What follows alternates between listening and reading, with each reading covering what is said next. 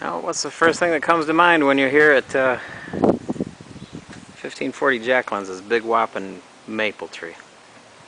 It won't be whopping forever.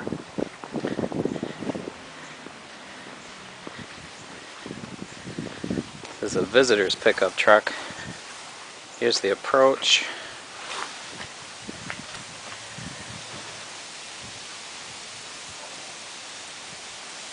Stairs might need a little bit of help. As you come up underneath the canopy of this maple, you can clearly see that Jacqueline is a bi-level. Different kind of house than what we normally do, but it'll be fun to get started on this one.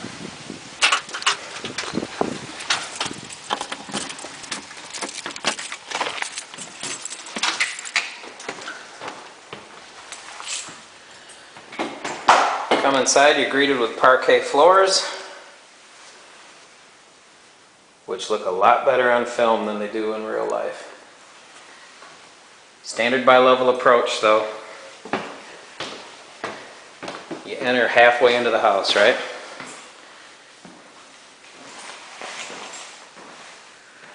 Nice big window staring at that same big whopping maple tree. Again, we're going to really thin that thing out. So not only can you see better through the windows, but you also can see the house better from the road. It's a big area here. This is living room, dining room. And look at the size of this kitchen. This will be a pleasure to redo because it's already laid out pretty nicely. It just needs newness. We're going to be looking at counters and appliances and floors in here. Swing the camera out back. We have a slider that once again we'll probably replace. Out to a fairly good sized back deck. Now our plan is to cut through this rail right here, take the deck down about 8 steps to a platform, and then either one of two things. Head it out to this big whopping pool that's out here, or nuke the pool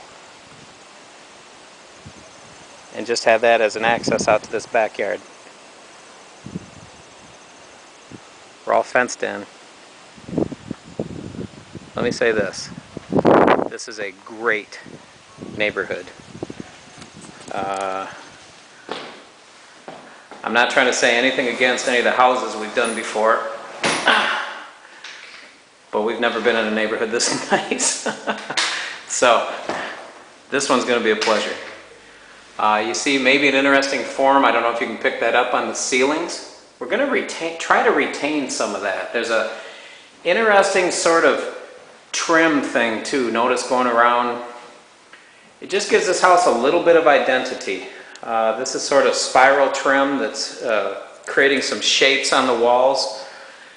We're still noodling about if we want to keep those or make them go away, but it just kind of breaks up what otherwise might be a flat wall. It's interesting.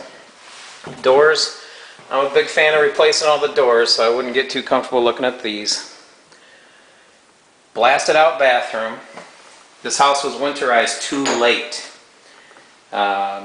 This place got winterized probably in March.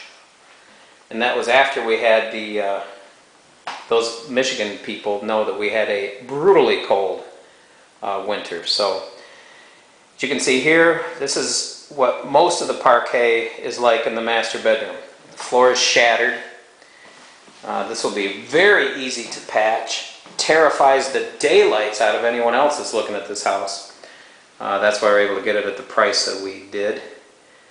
And it'll be very easy to make that problem go away. Actually, probably what we'll do is just completely tear up all the parquet that's in this room. We're in the master again. You know my propensity. I love the sliding doors. We'll probably use those instead of the bifolds. Again, you got a master bedroom to there's a slider that used to be in this door that takes you into the bath. And that's a shared bath with the rest of the house. Here's another bedroom off at the end. Again, the interesting detail work. Either it's all going away or it's all going to stay, but right now it's just kind of neat to look at and gives you some ideas of how we could finish it with that little bit of look to it. The windows are not in terrible shape, but I also like people when they move into my houses to feel like everything is new. So we're probably going to be replacing those windows as well. Of course, that's bedroom number 2. Here's bedroom number 3. There's always got to be a weird pink bedroom, doesn't there? Anyway, floor tore up. Real easy to make that go away. Let me step in here and spin back. Closet doors. Again, that dark stained colored wood door. Don't know if that's how we're going to leave this thing be. Alright, well let's go down to the lower level.